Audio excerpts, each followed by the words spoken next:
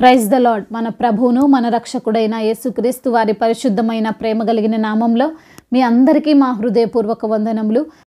ఈరోజు దేవుని వాక్యము, నన్నెరిగిన వాడు ఒక్కడును నాకు లేకపోయెను, ఆశ్రయం ఏదియు నాకు దొరకలేదు. కీర్తనల గ్రంథం 142వ కీర్తన 4వ చరణం. No one concerned for me, I have no refuge, no one cares for my life. Psalms chapter 142 verse 4. ఈ రోజుకు గాను కృపగలిగిన దేవుడు మనకు అనుగ్రహించిన వాక్య భాగమును బట్టి ధ్యానించుకుందాము. ప్రభునందు ప్రియమైన సహోదరి సహోదరులారా, ఈరోజు మనకు వాక్యము జ్ఞాపకం చేస్తుంది.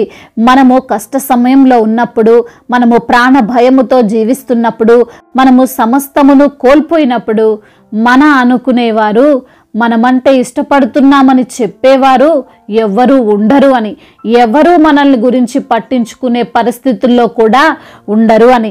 అవును కదండి. మనకున్న వాటిని చూసి కొన్నిసార్లు చాలా సంబరపడిపోతుంటాం.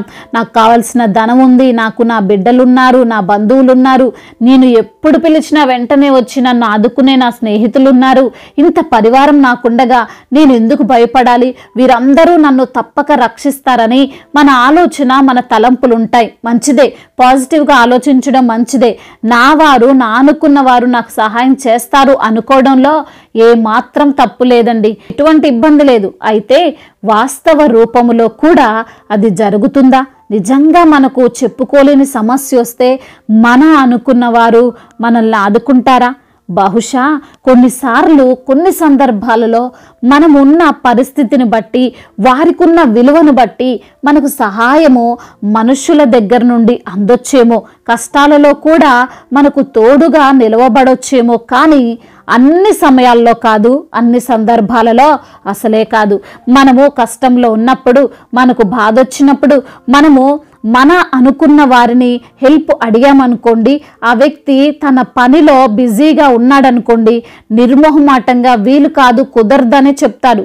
అయితే ప్రియమైన సహోదరి సహోదరులారా, మన దేవుడు మాత్రం అలా ఎన్నటికీ చెప్పడు. చెప్పేవాడు అసలే కాదు. ఆయన మనం ఎప్పుడు ప్రార్థించినా, ఎప్పుడు మొరపెట్టినా మనకు ఆశ్రయ దుర్గముగా ఉండి మనకు రక్షణను కలుగజేస్తాడు. ఈరోజు వాక్య భాగంలోని మాటలు చెప్తున్నది పరాక్రమశాలి అయినటువంటి దావీదు, రాజుగా ఉన్న దావీదు, ఎంతో పరివారము కలిగినటువంటి దావీదు. దేవునితో దావీదు అంటున్నాడు, నన్ను పట్టుకొంటకై నేను నడవవలసిన త్రోవలో చాటుగా పగవారు ఉరినొడ్డుచున్నారు, నా కుడి ప్రక్కను నిదానించి చూడుము, నన్నెరిగిన వాడు ఒక్కడును నాకు లేకపోయెను, ఆశ్రయమేదియు నాకు దొరకలేదు, నా ఎడల జాలిపడువాడు ఒక్కడును లేడు అని. బహుశా దావీదు కూడా మన వలనే ఆలోచిస్తుండొచ్చేమో. అతనికి అన్నీ సమృద్ధిగా ఉన్నప్పుడు హృదయములో అనుకొని ఉండొచ్చు, నా దగ్గర అనేక మంది ఉన్నారు, నాకు ధనముంది, నా భార్య బిడ్డలున్నారు, ఇక నా స్నేహితులకైతే కొదువే లేదు, నాకు చిన్న కష్టం వచ్చినా వీరు మనకు సహాయం చేయకపోతారా, ఒక్కడైనను తప్పక సహాయం చేస్తాడు కదా అని. కానీ వాస్తవ రూపంలోకి వచ్చేసరికి బహుశా దావీదు ఆలోచన తప్పు అని అతను తెలుసుకొని ఉండొచ్చు.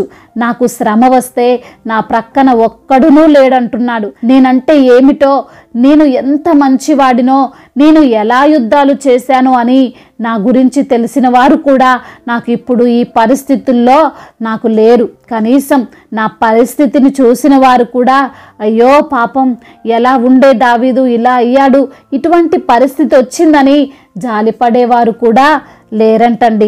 ఈరోజున మనం కూడా బహుశా అలాగే ఆలోచిస్తున్నామేమో.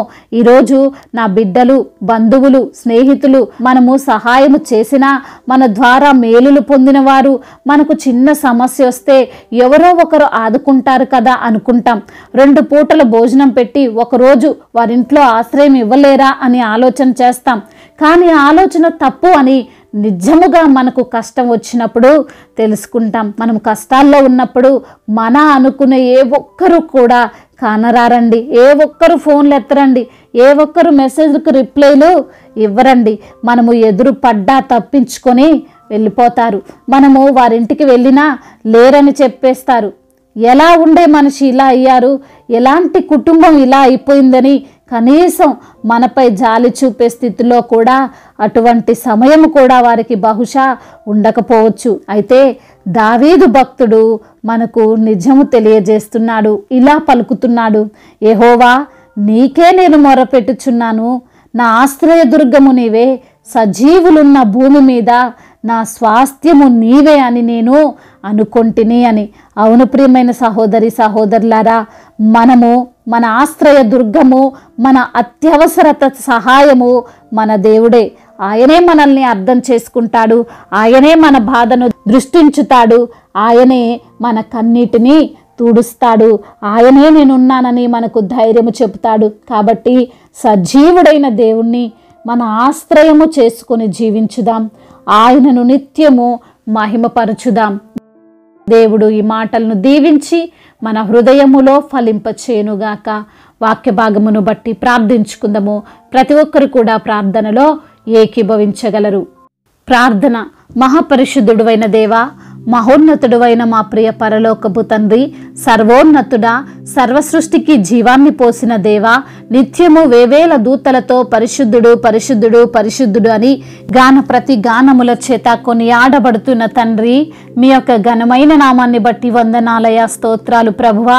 అయా ఈ సమయంలో మరి తండ్రి దావీదు భక్తుడు ఏ విధమైనటువంటి శ్రమను అనుభవించాడో, అయా మరి తండ్రి ఏ విధముగా మీ యొక్క సహాయము కోరుకున్నాడో మా ముందుంచి ప్రభా మమ్మల్ని సరిచేసినందుకు స్తోత్రాలు నా తండ్రి. మీ వాక్యము చేత మమ్మల్ని ఆదరించినందుకు తండ్రి మీకే మహిమ ప్రభువా.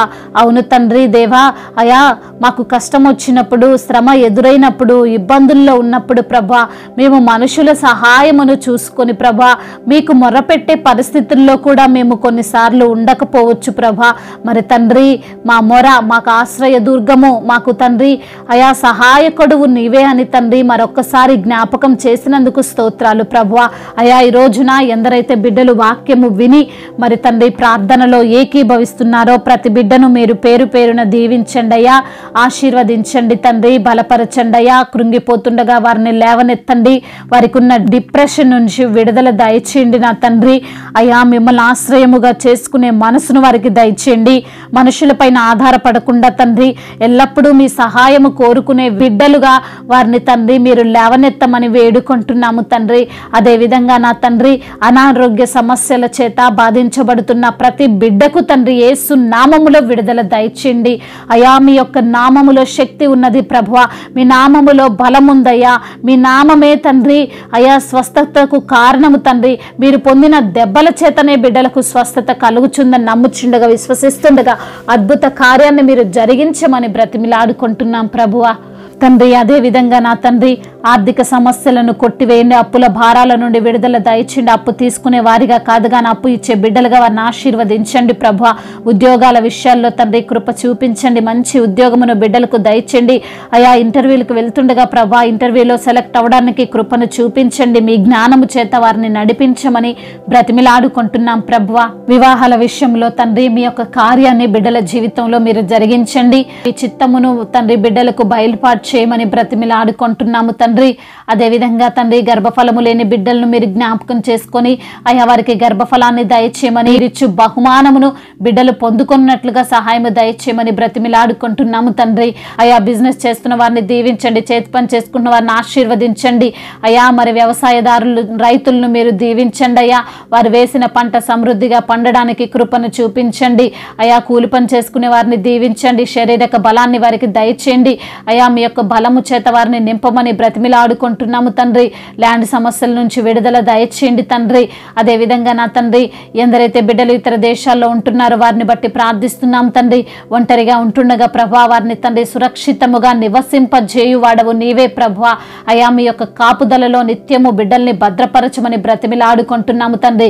దేశాన్ని అధికారులను మీరు దీవించండి, మీ జ్ఞానము చేత వారిని నడిపించండి, ఎలా పాలించాలో తగిన జ్ఞానాన్ని వారికి మీరు అనుగ్రహించమని బ్రతిమిలాడుకుంటున్నాము తండ్రి. అదేవిధంగా తండ్రి కుటుంబ సమస్యల నిమిత్తం ప్రార్థిస్తుండగా ప్రతి బిడ్డకు విడుదల దయచేయమని, భార్యాభర్తల మధ్య ఉన్న విభేదాలన్నింటినీ తొలగించి అయ్యా మీలో సంతోషించి ఆనందించి మీ సన్నిధిలో సాక్షులుగా నిలవబడ్డానికి కృపను అనుగ్రహించమని మా తండ్రి అయ్యా ఇంతవరకు చేసిన ప్రార్థన అంతటినీ మీ పాద సన్నిధిన చేర్చుకోమని మా నాథుడు సర్వశక్తిమంతుడు సర్వాధికారి మా కొరకు త్వరలో రానయున్న నజరేయుడైన యేసుక్రీస్తు వారి నామంలో ఈ ప్రార్థనను అడిగి వేడుకొని పొందుకొని ఉన్నాము మా ప్రియ పరలోకపు తండ్రి. ఆమేన్. ఈరోజు పెళ్లి రోజు మరియు పుట్టినరోజు జరుపుకున్న వారందరినీ దేవుడు దీవించి సకల మేలులతో సకల ఆశీర్వాదములతో కృపాక్షేమములతో దేవుడు మిమ్మల్ని నింపునుగాక. మీ యొక్క ప్రార్థన అవసరతలను మాకు తెలియజేయగలరు. మీ కొరకు మేము తప్పక ప్రార్థిస్తాము. మొదటిసారిగా మన యొక్క ఆదరణ వాక్యం చూస్తున్నట్లయితే తప్పకుండా సబ్స్క్రైబ్ చేసుకోగలరు. ఈ వాక్యం మీకు ఆశీర్వాదకరంగా ఉండినట్లయితే అనేకులకు కూడా ఈ వాక్యాన్ని పంపి మీరు కూడా దేవుని యొక్క రాజ్య సువార్తలో పాలిభాగస్తులు కావాలని దేవుని పేరిట మనవి చేసుకుంటున్నాను. May God bless you all. దేవుడు మిమ్మల్ని దీవించి బలపరిచి స్థిరపరచునుగాక.